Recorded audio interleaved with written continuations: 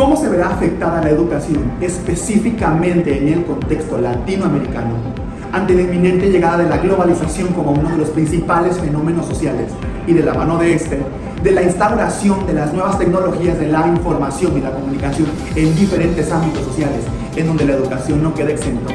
Esta es sin duda una de las preguntas protagonistas del siglo XXI. Una de las preguntas que aqueja y que además preocupa tanto a estudiosos en materia, a los inteligentistas, al sector gubernamental a través de las diferentes políticas que gestiona para el mejoramiento de la educación, a los medios de comunicación, pero también a todos quienes formamos parte activa de este importante sistema. Y es que sin duda alguna, a través de los años y a través del tiempo, algo ha quedado claro, y es que la educación se posiciona al centro como uno de los principales sectores sociales para el progreso de nuestra sociedad. Sin embargo, esta pregunta no hace otra cosa que generar duda, desconcierto, pero también incertidumbre, pues se reconoce que lamentablemente los avances que ha tenido en materia educativa en las últimas décadas no son para nada alentadores. Existen indicadores que dan fe y legalidad, lamentablemente, de lo antes expuesto. Indicadores que, si bien surgen del contexto social, tienen un impacto directo en materia educativa. Por mencionar algunos datos relevantes, en el contexto latinoamericano del cual México forma parte, encontramos la persistencia del 44% de la población en condiciones de pobreza, en algunos casos de pobreza extrema. Y esto es preocupante porque de la década anterior a la actualidad, este porcentaje aumenta un 30%. Datos como el 18% del analfabetismo aún en mero siglo XXI. Otras problemáticas como el 19% de la población en condiciones de indigencia. Apenas un aumento del 3% en los últimos años a la actualidad, repito, en un contexto global latinoamericano, lo que a su vez da pauta para pensar y repensar que esa distribución de las riquezas es completamente injusta y desigual. A esto le agregamos aspectos como la mala distribución y redistribución de los recursos, la falta de políticas públicas efectivas, todo esto desde el ámbito social con impacto en el educativo, lo que definitivamente refleja un panorama poco alentador que nos está consumiendo ante la inminente llegada de la revolución tecnológica de la mano de la globalización.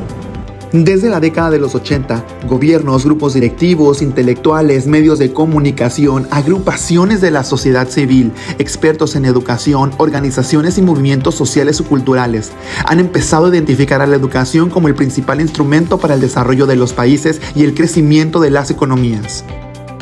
¿Cómo imaginan los expertos y quienes influyen en las políticas sectoriales que podrían producirse tan positivos resultados en un contexto caracterizado por ellos mismos con tantos aspectos negativos en el marco de la globalización?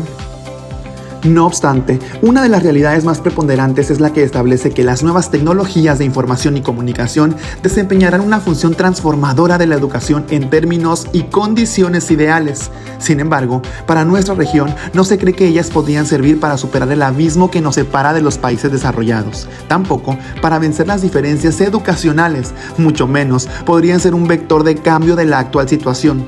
Y ojo aquí, porque ni siquiera se estima que la formación y organización de la profesión docente vaya a experimentar transformaciones profundas en el futuro, algo verdaderamente alarmante. El siguiente cuadro da muestra de un ejercicio que imagina el futuro de la educación en América Latina, en donde mostramos contrastes importantes. Para adentrarnos más en los efectos de la globalización en América Latina, debemos de partir de una comprensión profunda del proceso como concepto. Curiosamente, existe una falta de claridad y precisión en el mismo. Habitualmente, Castell define la globalización como creciente integración de las economías nacionales. La economía global incluiría la globalización de los mercados financieros, cuyo comportamiento determina los movimientos del capital, las monedas, el crédito y por lo tanto de las economías de todos los países. Pero además se habla de la globalización de la ciencia, la tecnología y la información, la globalización de la comunicación y la cultura, de la política, incluso de la globalización del crimen organizado. Dicho autor distingue 4 tipos analíticamente distintos de impactos de la globalización: decisionales, institucionales, distributivos y estructurales. No es raro que el principal problema de la tesis de los grandes efectos radique en atribuir a la globalización ser causa inmediata de una gran variedad de consecuencias en el campo de la educación o de la política educativa. La tesis de los grandes efectos no proporciona un enfoque adecuado para evaluar las consecuencias de la globalización sobre el entorno en el que se desenvuelve la educación y, seguidamente, para evaluar las consecuencias de los cambios en dicho entorno sobre la intimidad del sistema educacional, esto es, sobre los procesos de enseñanza y aprendizaje. Incluso Carnoy sostiene que es verdad que la educación parece haber cambiado poco a poco a nivel de la sala de clases en la mayoría de los países, incluso en aquellas nacionales más envueltas en la economía global y en la era de la información.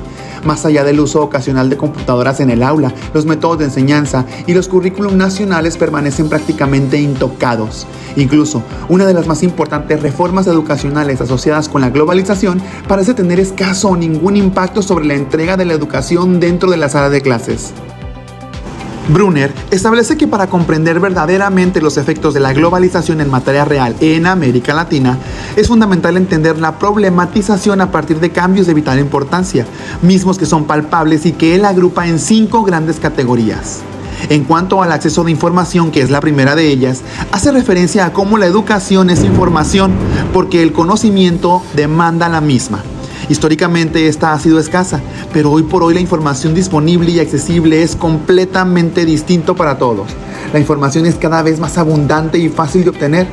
El problema radica en que no existe una regulación en torno a cómo ofrecer acceso sin exclusiones a ella y a la vez enseñar, aprender a seleccionarla, evaluarla, interpretarla, clasificarla y a usarla, dejando de ser la escuela el principal medio de información.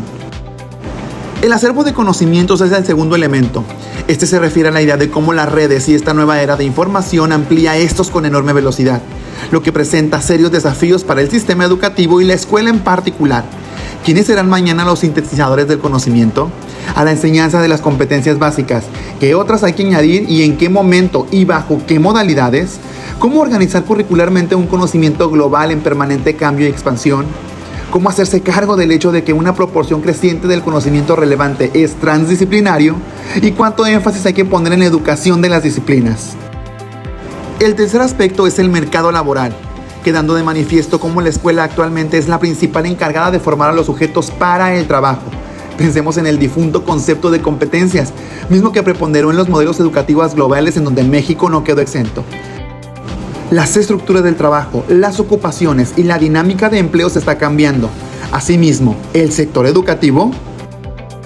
La disponibilidad de las TICs es el cuarto elemento, y este alude a cómo la situación global de estas viene a modificar toda la dinámica social y educativa de manera abrumadora.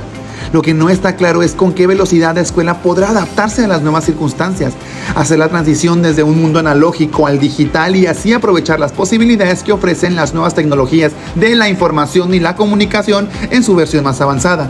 Porque además, esto demanda de recursos, inversiones y condiciones específicas en tema de infraestructura y políticas.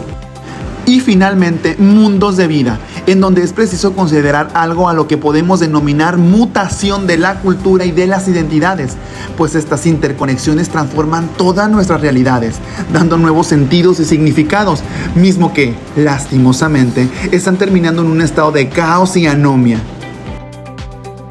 Es preciso señalar que no todo es alarmante y no todo está perdido, ya que Brunner alude a la necesidad de estudiar algunos de los principales cursos que siguen los sistemas de educación para adaptarse a los cambios del contexto descritos a lo largo de toda esta exposición, o bien a las formas en cómo algunos pensadores imaginan que estas adaptaciones ocurrirían. Esto puede vislumbrarse como importantes posibilidades de acción y solución. Puede decirse que hay 3 estrategias básicas que los países están siguiendo de manera combinada para adaptar la educación a los cambios del contexto en la que ella se desenvuelve. La primera de ellas es hacia el aprendizaje a lo largo de toda su vida, hacia la educación a distancia y el aprendizaje distribuido sería la segunda, y finalmente hacia una institucionalización de redes. Sería interesante especificar y profundizar detalladamente en cada una de ellas. La globalización, definitivamente, ha irrumpido tanto en los sistemas sociales como en el educativo en América Latina, en donde lamentablemente este proceso ha generado una mayor visibilización tanto de las fortalezas del sistema como de las debilidades o áreas de oportunidad. Es importante lo que señala José Joaquín Brunner, pues no podemos, bajo ninguna circunstancia, obviar lo que verdaderamente está pasando alrededor y al interior de nuestras escuelas. A su vez, él señala que esta nueva etapa demanda grandes exigencias, dentro de las que podemos mencionar una mayor calidad, pero también equidad, un mayor enfoque inclusivo, un mayor enfoque humanista, pero también, y de suma importancia, una renovación significativa en toda la estructura del sistema, desde la renovación de planes y programas de estudio, la inversión a propuestas que impliquen la renovación también de todo el proceso de infraestructura, lamentablemente un enorme desafío, pero también un mayor proceso de innovación e interconexión entre los sistemas y por lo tanto entre la escuela, la sociedad y el aspecto económico.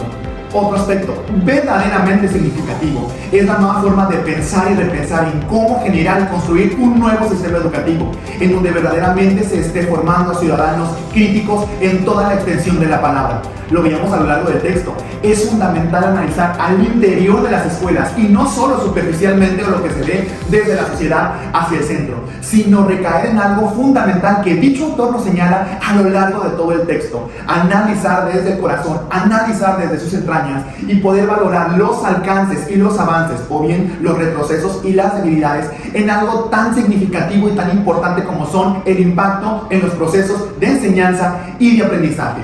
Ojo, sin perder un aspecto que me parece sumamente relevante, cuando él dice y alude a la necesidad de interconectar el mundo, de modernizar, de adaptarnos a esta revolución global sin perder la identidad de lo nacional, de lo regional y de lo local. Y es ahí donde verdaderamente está el mayor y el principal desafío para nosotros. Adoptar una postura realista implica reconocer que no basta con importar modelos educativos foráneos, ni perseguir estándares internacionales sin adaptarlos al contexto local. La crítica debe orientarse a cuestionar las lógicas del mercado que muchas veces acompañan a la globalización educativa, pero sin caer en el rechazo automático al cambio. Desde una mirada positiva, se abre también una única oportunidad: aprovechar las dinámicas globales para repensar a la educación como un proyecto colectivo, humanista, inclusivo, pero sobre todo contextualizado que articule lo local con lo global y que prepare a nuestra sociedad para participar activamente en un mundo cambiante sin perder su identidad ni su sentido de justicia social.